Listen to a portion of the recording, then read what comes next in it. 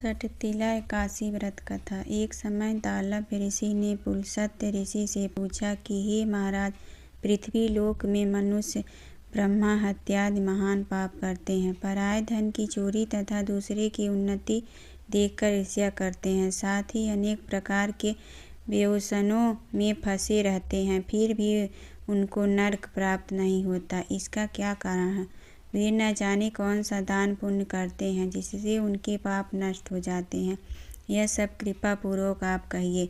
पुलस्त्य मुनि कहने लगे कि हे महाभाग, आपने मुझसे अत्यंत गंभीर प्रश्न पूछा है, इससे संसार के जीवों का अत्यंत भला होगा। इस भेद को ब्रह्मा, विष्णु, रुद्र तथा इंद्र आदि भी नहीं जानते, परंतु मैं आपको यह गुप्त तत्व अवश्य बताऊंगा। उन्होंने कहा कि माघ मास लगते ही मनुष्य को स्नान आदि करते शुद्ध रहना चाहिए। इंद्रियों को वश में कर काम, क्रोध, लोभ, मोह, अहंकार, ईर्ष्या तथा द्वेष आदि का त्याग कर भगवान का स्मरण करना चाहिए। पुष्य नक्षत्र में गोबर, कपास, तिल मिलाकर उनके कंडे बनाना चाहिए। उन कंडों में 108 बार हवन करना चाहिए। उस दिन मूल नक्षत्र हो और एकादशी तिथि हो तो अच्छे पुण्य देने वाले नियमों को ग्रहण करें। स्नादि नित्य क्रिया से निवृत्त होकर सब देवताओं के देव श्री भगवान का पूजन करें और एकादशी व्रत धारण करें। रात को जागरण करना चाहिए। उसके दूसरे दिन धूप, दीप, नैवेद्य आदि से भगवान का पूजन करके खिचड़ी का भोग लगाएं। तत्पश्चात पेठा, नारियल, सीताफल या सुपारी का अर्घ्य देकर स्तुति करनी चाहिए। हे भगवान, आप दीनों को शरण देने वाले, इस संसार सागर में फंसे हुओं का उद्धार करने वाले, हे पुंडरीकाक्ष, हे विश्वभावन, हे सुब्रह्मण्य, हे पूर्वज, हे जगतपते, आप लक्ष्मी जी सहित इस तुच्छ अर्घ्य को ग्रहण करें। इसके पश्चात जल से भरा कुंभ घड़ा ब्राह्मण को दान करें तथा ब्राह्मण को श्यामा, गौ और तिल पात्र भी उत्तम है।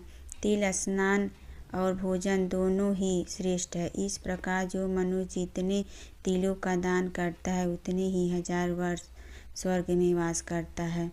तिल स्नान, तिल का उबटन, तिल का हवन, तिल का तर्पण, तिल का भोजन और तिलों का दान, ये तिल के 6 प्रकार हैं। इनके प्रयोग के कारण यह सठतिला एकादशी कहलाती है। इस व्रत के करने से अनेक प्रकार के पाप नष्ट हो जाते हैं।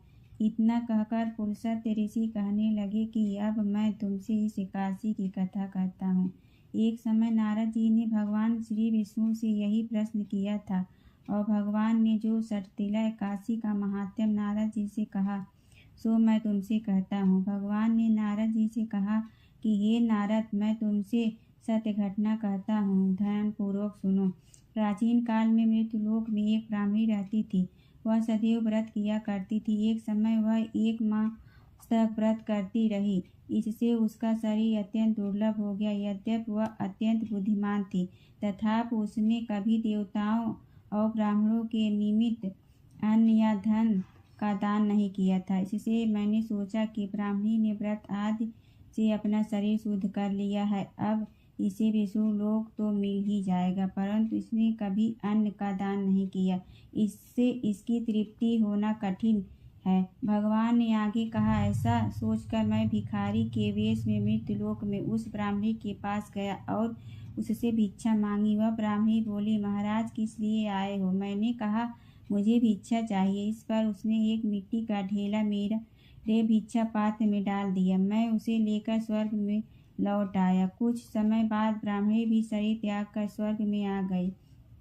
उस ब्राह्मण को मिट्टी का दान करने से स्वर्ग में सुंदर महल मिला, परंतु उसने अपने घर को अन्नादि सब सामग्रियों से शून्य पाया। घबराकर वह मेरे पास आई और कहने लगी कि भगवान, मैंने अनेक व्रत आदि से आपकी पूजा की, परंतु फिर भी मेरा घर अन्नादि सब वस्तुओं से शून्य है। इसका क्या कारण है? इस पर मैंने कहा, पहले तुम अपने घर जाओ, देव स्त्रियां आएंगी तुम्हें देखने के लिए। पहले उनसे सठतिला एकादशी का पुण्य और विधि सुन लो, तब द्वार खोलना। मेरे ऐसे वचन सुनकर वह अपने घर गई। जब देव स्त्रियां आई और द्वार खोलने को कहा तो ब्राह्मणी बोली, आप मुझे देखने आई हैं तो षटतिला एकादशी का महात्म्य मुझसे कहो। उनमें से एक देव स्त्री कहने लगी कि मैं कहती हूँ। जब ब्राह्मणी ने षटतिला एकादशी का महात्म्य सुना तब द्वार खोल दिया।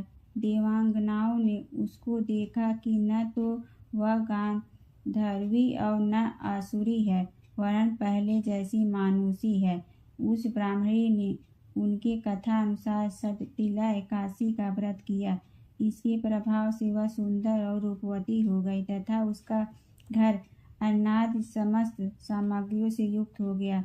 अतः मनुष्यों को मूर्खता त्याग कर षटतिला एकादशी का व्रत और लोभ न करके तिलादि का दान करना चाहिए। इससे दुर्भाग्य, दरिद्रता तथा अनेक प्रकार के कष्ट दूर होकर लपसी तपसी की कहानी। एक लपसी था, एक तपसी था। तपसी हमेशा भगवान की तपस्या में लीन रहता था। लपसी रोजाना 1.25 सेर की लपसी बनाकर भगवान को भोग लगाकर खा लेता था। एक दिन दोनों लड़ने लगे।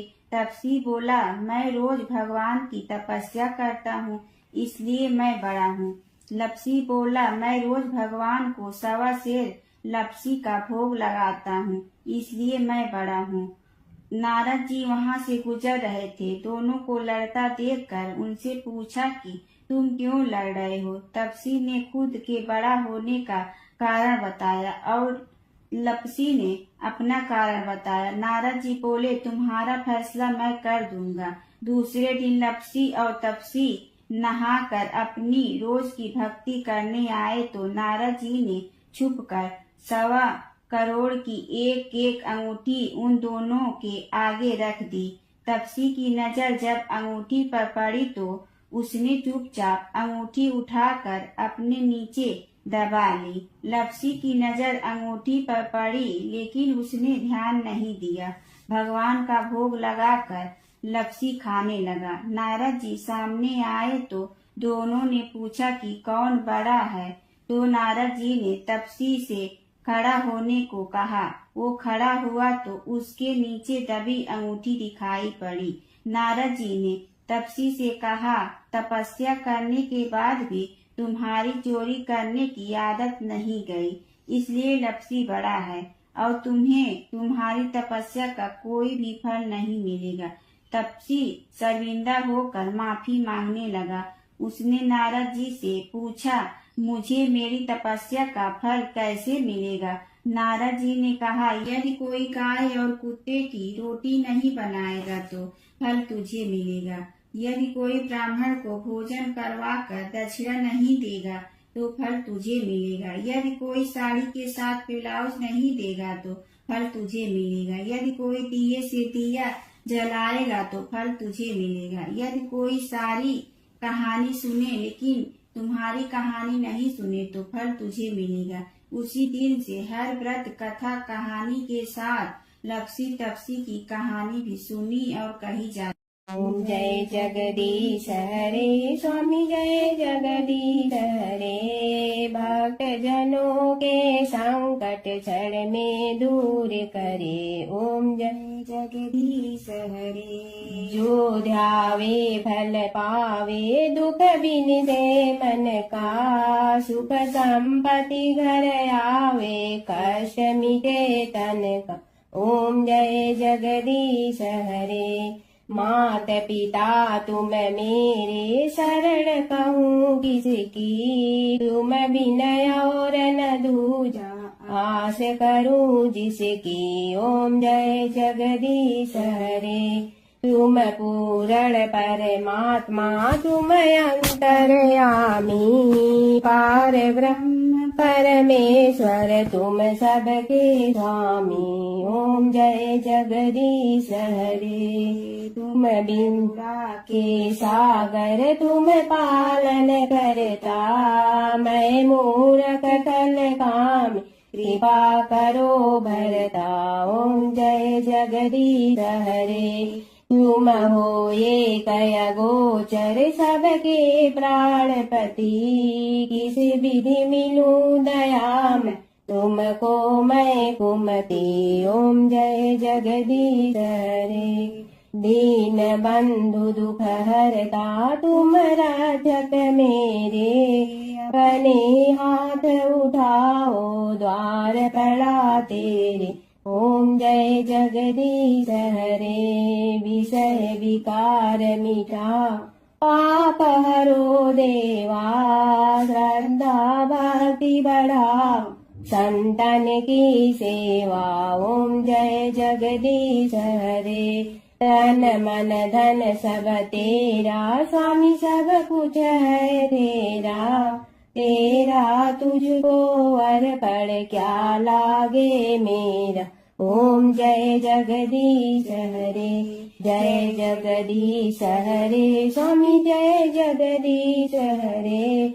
भक्त जनों के संकट क्षण में दूर करे। ओम जय जगदीश हरे। स्वामी जय जगदीश हरे।